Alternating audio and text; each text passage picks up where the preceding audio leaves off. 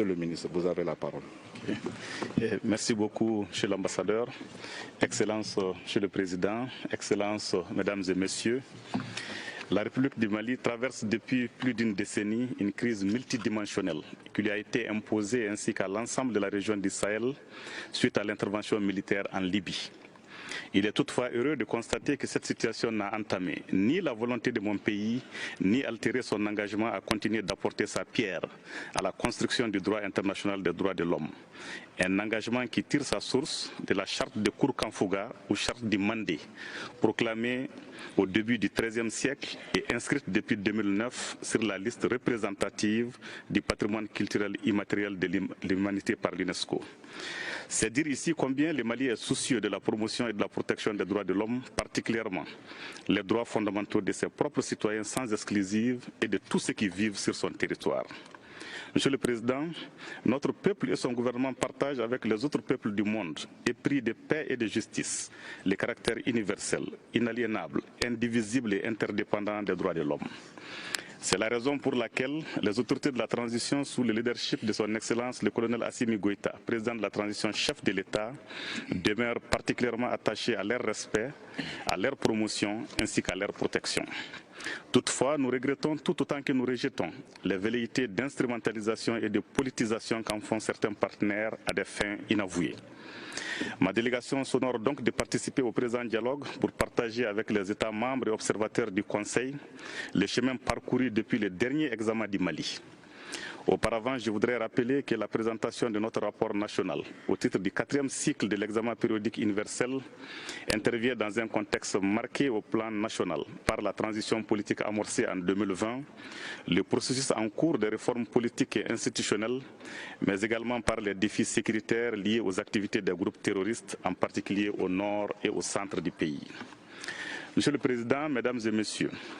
élaboré dans une démarche inclusive avec la participation des acteurs étatiques, des représentants de la société civile et de la Commission nationale des droits de l'homme, le rapport qui vous est soumis cet après-midi fait une analyse sans complaisance de la situation générale des droits de l'homme dans les pays et dresse un tableau de la mise en œuvre des recommandations formulées lors du 3e cycle de l'EPI en 2018. Il met l'accent sur les progrès enregistrés et n'occulte pas les contraintes et les difficultés rencontrées. Le rapport formule également des recommandations relatives à la demande d'assistance technique en vue du renforcement des capacités nationales en matière de promotion et de protection des droits de l'homme. Je voudrais faire remarquer que malgré un contexte difficile, marqué entre autres par la poursuite des attaques terroristes lâches et barbares contre les populations civiles, même si celles-ci sont de plus en plus contenues, des avancées majeures ont été enregistrées dans la mise en œuvre des recommandations, notamment dans les domaines des réformes politiques et institutionnelles, de la paix et de la réconciliation, de l'accès à la justice et de la lutte contre l'impunité, de l'autonomisation des femmes et l'égalité des sexes, pour ne citer que ceci. Tout d'abord, s'agissant des réformes politiques et institutionnelles, je relève que celles-ci ont été guidées par la nécessité de la refondation de l'État suite à la crise sociopolitique que le pays a connue en 2020. Ainsi, à l'occasion des Assises nationales de la refondation, tenues du 11 novembre au 2 décembre 2022, les Maliennes et les Maliens ont très largement exprimé leurs aspirations profondes pour un Mali nouveau.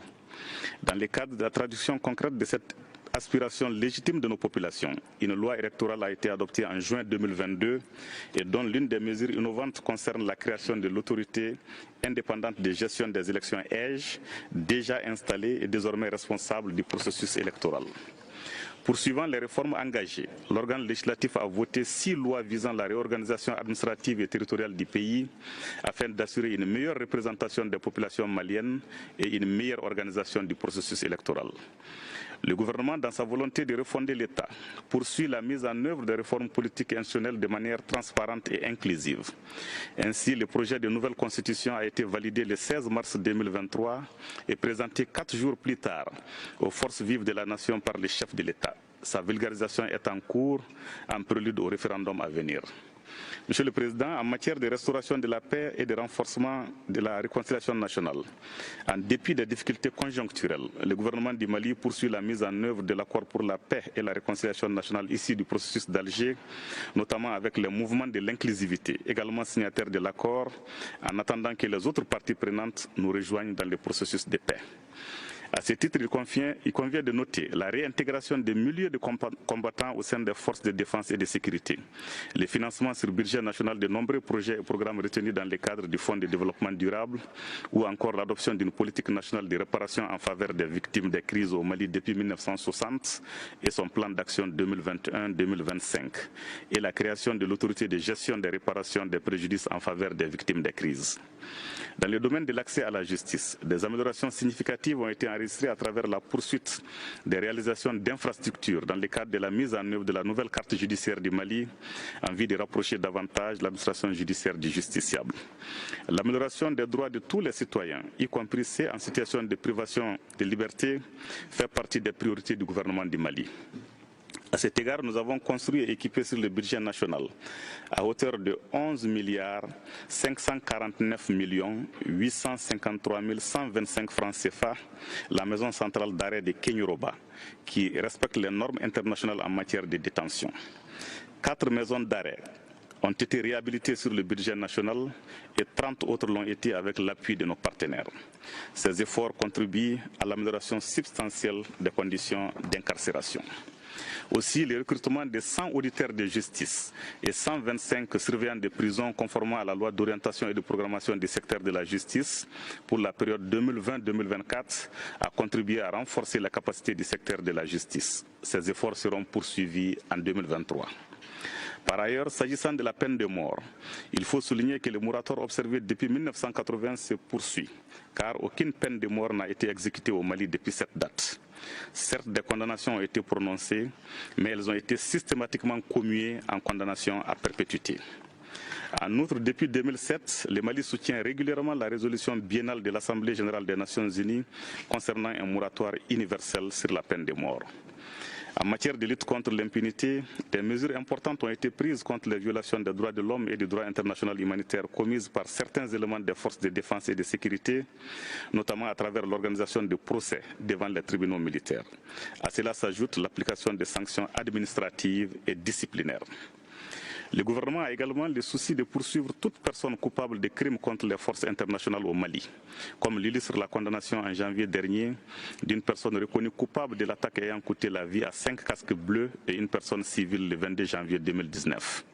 L'instruction et le jugement de beaucoup d'autres dossiers de violation se poursuivent à travers notamment l'organisation de sessions spéciales d'assises consacrées aux violations graves des droits de l'homme. Dans les domaines de l'autonomisation des femmes et l'égalité des sexes, les efforts considérables déployés par le gouvernement, conformément à la loi instituant des mesures pour promouvoir les genres dans l'accès aux fonctions nominatives et électives,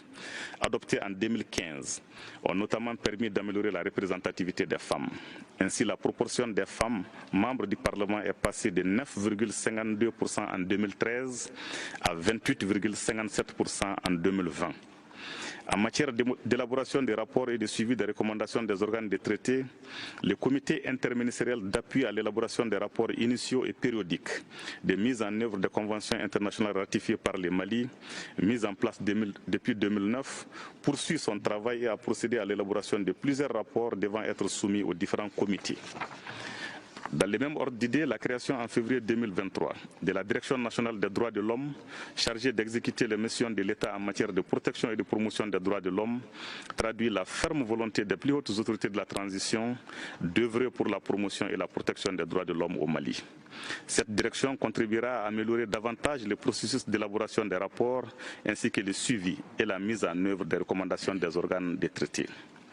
Monsieur le Président, Mesdames et Messieurs, il me paraît important de rappeler à ce stade que l'insécurité et les activités des groupes terroristes demeurent le premier et principal facteur de violation des droits de l'homme au Mali.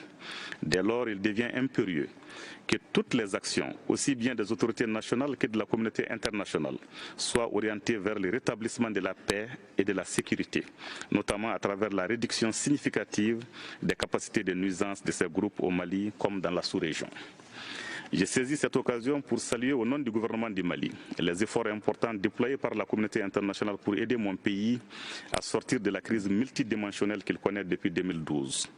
Nous restons ouverts à tout partenariat international, sous réserve de leur conformité aux principes qui guident désormais l'action publique au Mali, à savoir le respect de la souveraineté du Mali,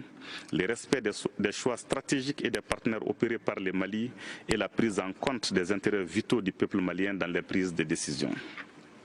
Je voudrais conclure en saluant la qualité de la collaboration du gouvernement du Mali avec les Nations Unies et ses différents mécanismes en matière de droits de l'homme. Mon pays reste disposé à coopérer pleinement avec l'ensemble des procédures spéciales, mais demeure toutefois attentif au caractère impartial et objectif des rapports qu'ils produisent dans le cadre de leur mandat. Le Mali réitère enfin son attachement et son soutien au processus de l'examen périodique universel dont le but reste l'amélioration de la situation des droits de l'homme à travers le monde. Je vous remercie de votre aimable attention.